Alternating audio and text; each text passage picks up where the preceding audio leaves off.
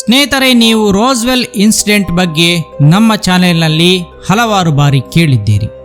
1947ರಲ್ಲಿ ಅಮೆರಿಕಾದ ರೋಸ್ವೆಲ್ನಲ್ಲಿ ನಡೆದಿದ್ದ UFO crash ಒಂದು ಭಾರಿ ಸುದ್ದಿ ಮಾಡಿತ್ತು.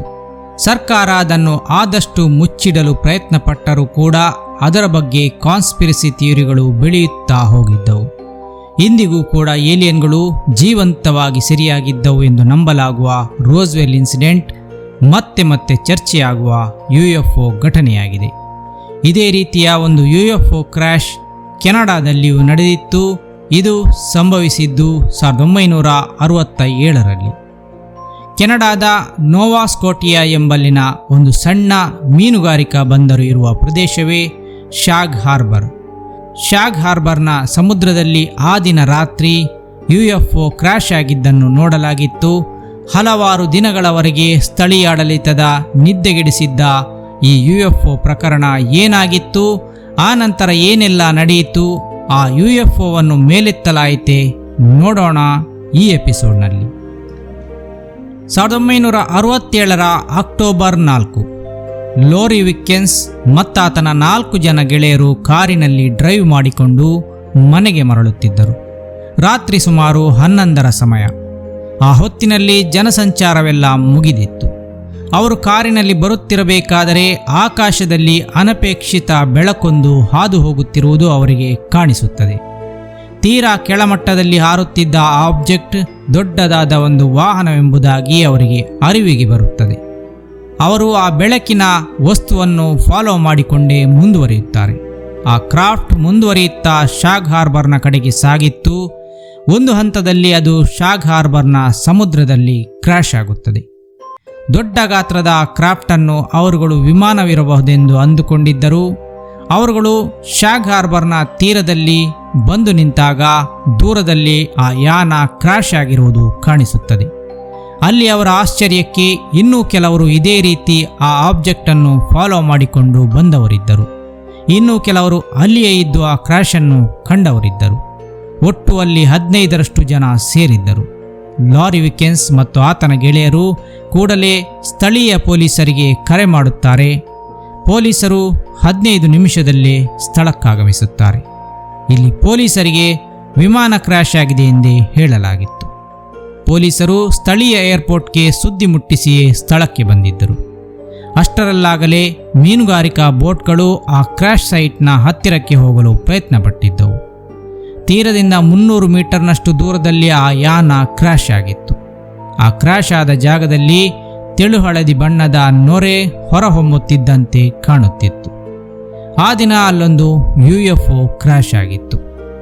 ಸ್ವಲ್ಪ ಹೊತ್ತಿನವರೆಗೆ ನೀರಿನ ಮೇಲೆ ಅದರ ಭಾಗಗಳು ತೇಲುತ್ತಿದ್ದಂತೆ ಕಾಣುತ್ತಿದ್ದವು. ಕ್ರಮೇಣ ಅವು ಮುಳುಗಿ ಹೋಯಿತು.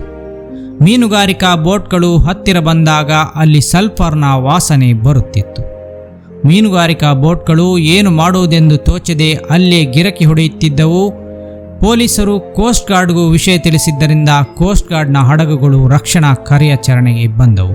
ಆದರೆ ತಡರಾತ್ರಿಯವರೆಗೆ ಕಾರ್ಯಾಚರಣೆ ನಡೆಸಿದರೂ ಅವರಿಗೆ ಮುಳುಗಿದ ವಿಮಾನದ ಅವಶೇಷಗಳಾಗಲಿ ಜನಗಳಾಗಲಿ ಕಾಣಿಸಲಿಲ್ಲ. ಅವರೆಲ್ಲರಿಗೂ ಅದೊಂದು ವಿಮಾನವೆಂದೇ ಹೇಳಲಾಗಿತ್ತು.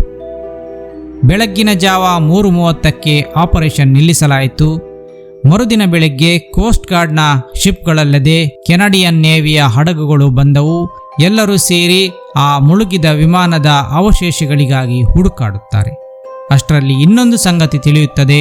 ಅದೇನೆಂದರೆ ಅಲ್ಲಿ ಯಾವುದೇ ವಿಮಾನ ಕಣ್ಮರೆಯಾಗಿಲ್ಲ ಎಂಬುದು. ಪೊಲೀಸರು ಮೊದಲೇ ವಿಮಾನಯಾನ ಇಲಾಖೆಗೆ ಸುದ್ದಿ ಮುಟ್ಟಿಸಿಯೇ ಬಂದಿದ್ದರು. ಆದರೆ ಅವರ ಪ್ರಕಾರ ಆ ದಿನ ಅವರ ಯಾವುದೇ ವಿಮಾನವು ಕಾಣೆಯಾಗಿರಲಿಲ್ಲ.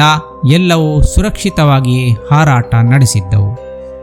ಹಿಂದಿನ ರಾತ್ರಿ ಕಂಡಂತಹ ಜನರು ಕೂಡ ಅದೊಂದು ವಿಚಿತ್ರ ರೀತಿಯ ಬೆಳಕನ್ನು ಬೀರುವ ಯಾನ ಎಂದು ಹೇಳಿದ್ದರು. ಪೊಲೀಸರು ಬರುವಾಗ ಅದನ್ನು ನೋಡಿದ ಸಾಕ್ಷಿಗಳಿದ್ದರು. ಸರಿ, ಏನೇ ಆಗಲಿ ಕ್ರ್ಯಾಶ್ ಆದ ಮೇಲೆ ಅವಶೇಷಗಳು ಸಿಗಲೇಬೇಕಲ್ಲವೇ? ಡೈವರ್ಗಳನ್ನು ನೀರಿನಾಳಕ್ಕೆ ಕಳುಹಿಸಲಾಯಿತು. ಆದರೆ ಡೈವರ್ಗಳೆಲ್ಲ ಖಾಲಿ ಕೈಯಲ್ಲಿ ವಾಪಸ್ಸು ಬಂದರು. ಅಲ್ಲಿ ಅಪಘಾತವಾಗಿದೆ ಎಂಬುದಕ್ಕೆ ಒಂದು ಸಣ್ಣ ಕುರುಹು ಉಳಿದಿಲ್ಲ ಎಂದವರು ಹೇಳುತ್ತಾರೆ. ಹಾಗಾದರೆ ಆ ಕ್ರ್ಯಾಶ್ ಆದ UFO ಎಲ್ಲಿ ಹೋಯಿತು? ಹಿಂದಿನ ದಿನ ರಾತ್ರಿ 7:15 ಹೊತ್ತಿಗೆ ವಿಮಾನವೊಂದು ಸಾಗುತ್ತಿದ್ದಾಗ ಅದರ ಪೈಲಟ್ಗೆ ತಮ್ಮ ನೇರದಲ್ಲಿ ಒಂದು ನಿಗೂಢ ಯಾನ ಚಲಿಸುತ್ತಿದ್ದುದಾಗಿ ಆತ ವರದಿ ಮಾಡಿದ್ದ. ಆ ದಿನ ಸಂಜೆಯ ವೇಳೆಗೆ ಶಾಗ್ ಹಾರ್ಬರ್ ಸೇರಿದಂತೆ ಇನ್ನು 3 ಕಡೆಗಳಲ್ಲಿ ಹಾರುವ ಬೆಳಕಿನ ವಸ್ತುವನ್ನು ನೋಡಲಾಗಿತ್ತು ಎಂಬ ವರದಿ ಬರುತ್ತದೆ. ಇವೆಲ್ಲ ಸಾಕ್ಷಿಗಳು ಅಲ್ಲೊಂದು UFO ಕ್ರ್ಯಾಶ್ ಆಗಿತ್ತು ಎಂಬುದಕ್ಕೆ ಸಾಕ್ಷಿ ಒದಗಿಸಿದ್ದವು. ಕ್ರ್ಯಾಶ್ ಆಗಿದ್ದನ್ನು ಕಂಡವರು ಇದ್ದರು. ಆ ಜಾಗದಲ್ಲಿ ಹಳದಿ ಬೆಳಕಿನ ನೊರೆ ಉಕ್ಕುತ್ತಿದ್ದುದನ್ನು ಕಂಡವರಿದ್ದರು. ಆದರೆ ಆ UFO ಎಲ್ಲಿ ಹೋಯಿತು? ಎಂದಿನಂತೆ ಪೊಲೀಸರಾಗಲಿ ಸರ್ಕಾರಗಳಾಗಲಿ UFOನ ಬಗ್ಗೆ ಹೆಚ್ಚಿಗೆ ಮಾತಾಡಲಿಲ್ಲ.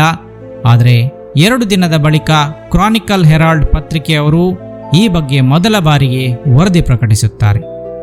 ಆಗ ಈ UFO ಪ್ರಕರಣ ವೇಗ ಪಡೆದುಕೊಳ್ಳುತ್ತದೆ. ಮತ್ತೆ ರಿಸರ್ಚ್ಗಳು, ಸರ್ಚ್ ಆಪರೇಷನ್ಗಳು ನಡೆಯುತ್ತವೆ. ಆದರೆ UFOದ ಅವಶೇಷಗಳು ಸಿಕ್ಕಿಲ್ಲವೆಂಬ ವರದಿ ಬರುತ್ತದೆ. ಕೆಲ ದಿನಗಳ ನಂತರ ಈ UFOದ ಕುರಿತು ಇನ್ನೊಂದು ಸಾಕ್ಷ್ಯ ಸಿಗುತ್ತದೆ. ಆ ದಿನ ಅಂದರೆ ಅಕ್ಟೋಬರ್ 4ರ ರಾತ್ರಿ ಆ ಪ್ರದೇಶದಲ್ಲಿ ಸಾಗುತ್ತಿದ್ದ ನೇವಿಯ ಶಿಪ್ ಒಂದರ ರ್ಯಾಡಾರ್ನಲ್ಲಿ 4 ನಿಗೂಢ ವಾಹನಗಳು ಪತ್ತೆಯಾಗಿತ್ತು ಎಂಬುದು ತಿಳಿಯುತ್ತದೆ. ಆ 4 ವಾಹನಗಳು ಒಂದಕ್ಕೊಂದು ಸೇರಿ ಒಂದೇ ವಾಹನವಾಗಿದ್ದನ್ನು ರ್ಯಾಡಾರ್ ಪರದೆಯಲ್ಲಿ ಕಾಣಲಾಗಿತ್ತು. ಅಲ್ಲದೆ ಆ ಶಿಪ್ನ ಕ್ಯಾಪ್ಟನ್ ಆ ವಾಹನವನ್ನು ಕೆಂಪು ಬೆಳಕು ಬೀರುತ್ತಾ ಸಾಗುತ್ತಿದ್ದುದನ್ನು ಆಕಾಶದಲ್ಲಿಯೇ ನೋಡಿದ್ದರು. ಹಾಗೆಯೇ ಅದು ಒಂದು ಕಡೆ ನೀರಿಗೆ ಕ್ರ್ಯಾಶ್ ಆಗುವುದನ್ನು ನೋಡಿದ್ದರು. ಅವರು ಇದು ಏರ್ಫೋರ್ಸ್ನ ಒಂದು ತರಬೇತಿ ವಾಹನದ ಟ್ರಯಲ್ಸ್ಗಳಾಗಿರಬಹುದು ಎಂದು ಮುಂದೆ ಸಾಗಿದ್ದರು. ಆ ಕ್ರ್ಯಾಶ್ ಸೈಟ್ ಅವರ ಹಡಗಿನಿಂದ ಬಹಳಷ್ಟು ದೂರದಲ್ಲಿತ್ತು. ಹೀಗೆ ಆ ದಿನ ಕ್ರ್ಯಾಶ್ ಆಗಿದ್ದು UFO ಹೌದು ಎಂಬುದಕ್ಕೆ ಸಾಕ್ಷ್ಯಗಳು ಸಿಗುತ್ತಾ ಹೋಗುತ್ತವೆ. ಆದರೆ UFO ಎಲ್ಲಿ ಹೋಯಿತೆಂದು ಪತ್ತೆಯಾಗುವುದೇ ಇಲ್ಲ.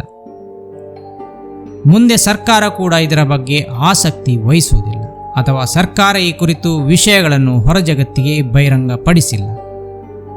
ಹಲವಾರು UFO ಇನ್ಸಿಡೆಂಟ್ಗಳಲ್ಲಿ ಕಂಡಂತೆ UFO ನೀರಿನೊಳಗಿಂದ ಸಾಗಿ ಬೇರೆಡೆಗೆ ಹೋಗಿರಬಹುದೇ ಎಂಬ ಅನುಮಾನವು ಕೆಲವರಿಗಿತ್ತು.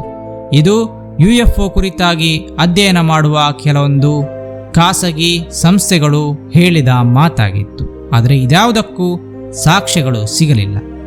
ಇನ್ನೊಂದು ಕಾನ್ಸ್ಪಿರಸಿ ಥಿಯರಿಯ ಪ್ರಕಾರ ಅಂದು ದೈವರಾಗಿದ್ದ ವ್ಯಕ್ತಿಯೊಬ್ಬ ಅಲ್ಲಿ ನಾವೇನನ್ನು ನೋಡಿದ್ದೇವೆ, ಆದರೆ ಅದನ್ನು ಹೇಳದಂತೆ ನಮಗೆ ನಿರ್ದೇಶಿಸಲಾಗಿತ್ತು ಎಂದು ಹೇಳಿದ್ದನಂತೆ. ಈ ಕತೆ ನಿಜವೋ ಸುಳ್ಳೋ ಗೊತ್ತಿಲ್ಲ. ಒಟ್ಟಾರೆಯಾಗಿ ಈ Shag Harbour UFO crash unsolved incident ಆಗಿಯೇ ಉಳಿದು ಹೋಯಿತು.